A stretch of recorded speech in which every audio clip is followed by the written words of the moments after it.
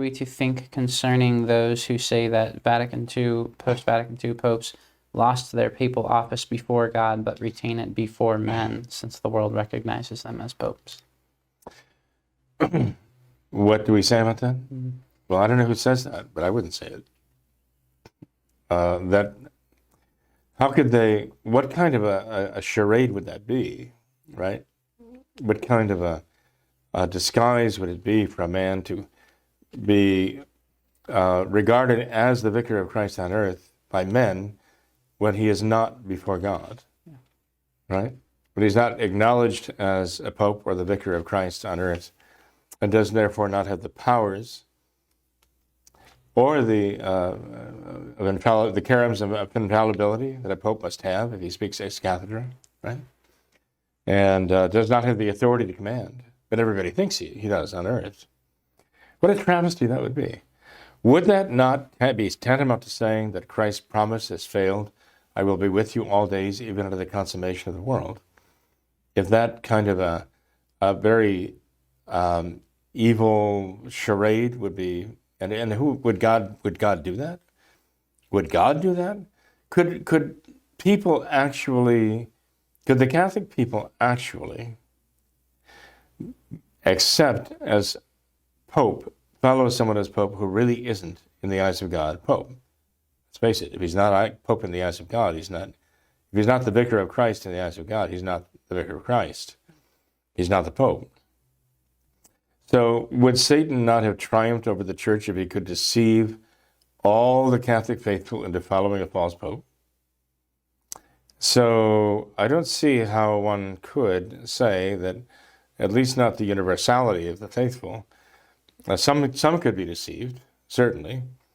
Some very holy people could be deceived, like during the Great Western Schism, when you had the real Pope in Rome, but the French cardinals had so confused things so that they set up another papal candidate in Avignon, and because it was the same cardinals who elected both, claiming that the first one they elected, they were basically elected because of fear, it didn't count, there actually were saints who were divided. They're one going to one and going to the other. It was so confusing that the church doesn't even consider them schismatics and doesn't even consider them anti-popes because of the confusion of the situation. But I mean, that was, all of the Catholic faithful were not deceived by that. Furthermore, even during that time, the faith didn't change. The faith remained exactly the same, and the religion, the Catholic religion, remained the same for everyone. So they were all believing the same faith, and they were all practicing the same religion. It's just a matter of who is the true Pope. They needed God to resolve this, and eventually he did.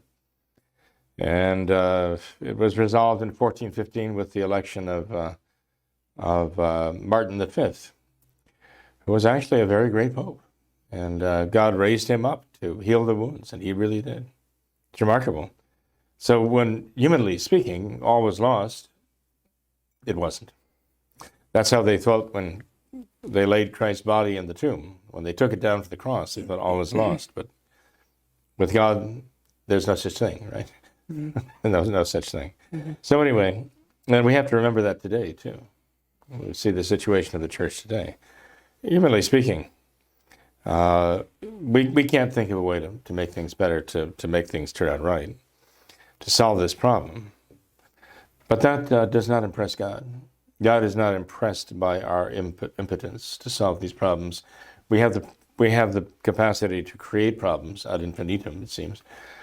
But God has the God has the power to fix them.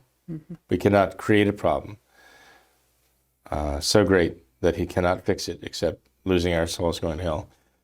And then I guess that really is the fix of divine justice, right? It does serve the purpose of divine justice right there. Yep. So anyway,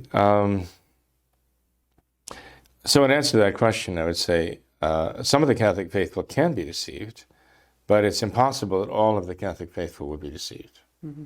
Okay. Those who have the right principles and care enough and really want to be faithful, Christ will guide them to the truth. They'll know.